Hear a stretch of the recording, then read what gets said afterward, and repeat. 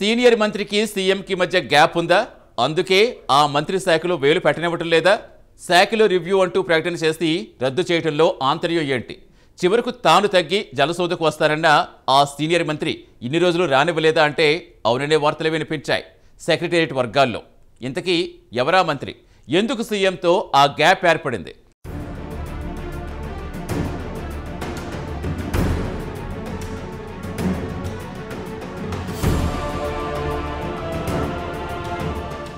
తెలంగాణ రాష్ట్ర ప్రభుత్వంలో సీనియర్ మంత్రి ఉత్తమ్ కుమార్ రెడ్డి పార్టీకి లాయలిస్ట్ కూడా.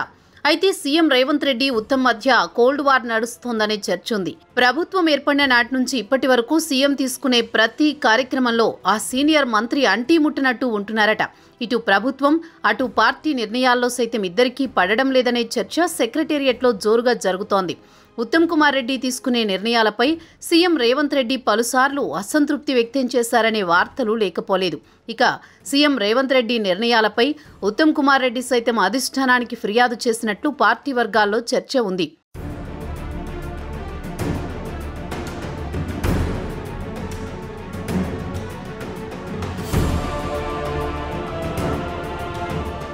ఎస్సీ రిజర్వేషన్లు, ఎన్డీఎస్ఏ రిపోర్ట్ సీఎం రేవంత్ రెడ్డికి ఇవ్వకుండా, కేబినెట్లో పెట్టకుండా ఉత్తమ్ కుమార్ రెడ్డి బయటపెట్టారని, లీకులు ఇచ్చి ప్రభుత్వాన్ని ఇరికాటంలో పెట్టారనే ప్రచారం ఉంది. ఇక సివిల్ సప్లై రేషన్ కార్డుల పంపిణీ చేయాలని సీఎం రేవంత్ రెడ్డి స్వయంగా ఆదేశించిన అధికారులు ఆ టైంకు అమలు చేయలేదట. దీని వెనుక ఆ శాఖ మంత్రి పట్టించుకోకపోవడం వల్లనే సీఎం ఆదేశించిన కార్డుల పంపిణీ కాలేదని డిపార్ట్మెంట్లో అప్పట్లో పెద్ద ఎత్తునే చర్చ జరిగినట్టు తెలుస్తోంది.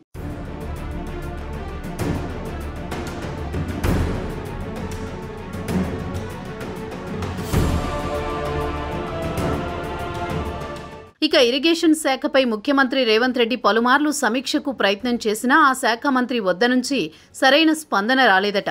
గత వారం కమాండ్ కంట్రోల్ రూంలో ఇరిగేషన్ శాఖపై సీఎం రివ్యూ చేస్తారని సీఎంఓ ప్రకటన చేసింది. కానీ రివ్యూ జరిగినట్లు ఎలాంటి పత్రికా ప్రకటన చేయలేదు. అయితే రివ్యూ ఎందుకు జరగలేదని ఆరా తీస్తే సీఎం సమీక్ష చేశారని, సమీక్షలో ఉత్తమ్తో పాటు ఒకరిద్దరు ఉన్నతాధికారులు పాల్గొన్నారని, దాదాపు 2 గంటల పాటు రివ్యూ జరిగినట్లు సీఎంఓ వర్గాలు చెప్తున్నాయి. కానీ మరుసటి రోజు ఈ నెల 3వ తేదీ సాయంత్రం సీఎం రేవంత్ రెడ్డి జలసౌధాలో ఇరిగేషన్ శాఖపై సమీక్ష చేస్తారని ఇరిగేషన్ డిపార్ట్మెంట్ నుంచి మరో ప్రకటన విడుదల చేసింది.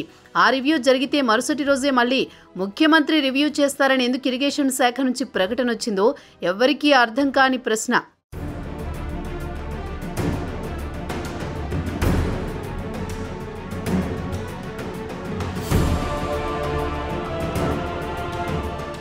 ఇరిగేషన్ సమీక్షలో 400 మంది ఇరిగేషన్ అధికారులకు అపాయింట్మెంట్ లెటర్ అందిస్తారని, కేఆర్ఎంబీ, జీఆర్ఎంబీ చైర్మన్లతో పాటు భేటీ అవుతారని, ప్రాజెక్టులకు నిధుల విడుదలపై సెక్రటరీ ప్రశాంత్ పాటిల్ పీపీటీ ఇవ్వనున్నారని, ఎన్జీటీ కేసులు, వాటర్ అలొకేషన్, కృష్ణా గోదావరి నీళ్ల సమస్యలపై చర్చిస్తారని అధికారులు వెల్లడించారు. అలాగే సుప్రీంకోర్టు కేసులు తదితర అంశాలపై అధికారులతో మాట్లాడనున్న ముఖ్యమంత్రి సమీక్ష చేయనున్నట్లు ఇరిగేషన్ అధికారులు అధికారికంగా తెలిపారు.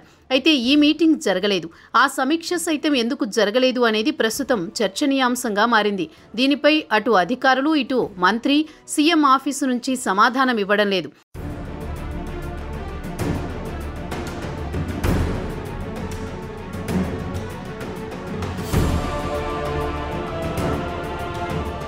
దీనికి తోడు బార్డర్లో జవాన్లకు సంఘీభావంగా సెక్రటేరియట్ నుంచి నెక్లెస్ రోడ్డు వరకు ర్యాలీ జరపాలని సీఎం రేవంత్ రెడ్డి ప్రకటించారు. ఈ ర్యాలీలో మంత్రులతో పాటు ఉద్యోగులు పాల్గొనాలని సీఎం ఆదేశించారు. కానీ జూపల్లి, పొన్నం, భట్టి, శ్రీధర్ బాబు ర్యాలీలో పాల్గొనకుండా ఎడిటింగ్ స్పీచ్లో పాల్గొన్నారు. ఇక మంత్రి ఉత్తమ్ కుమార్ రెడ్డి హైదరాబాద్లోనే ఉండి ర్యాలీలో పాల్గొనలేదు. ఎందుకు రాలేదని సెక్రటేరియట్ పార్టీ వర్గాల్లో గుసగుసలాడుకుంటున్నారు. మొదటి నుంచి ఇద్దరి మధ్య గ్యాప్ వల్లనే, ప్రతి అంశంలో విభేదాల వల్లనే ప్రభుత్వ నిర్ణయాల్లో తేడాలున్నాయని అటు పార్టీలో ఇటు ప్రభుత్వ వర్గాలు చర్చించుకుంటున్నాయి.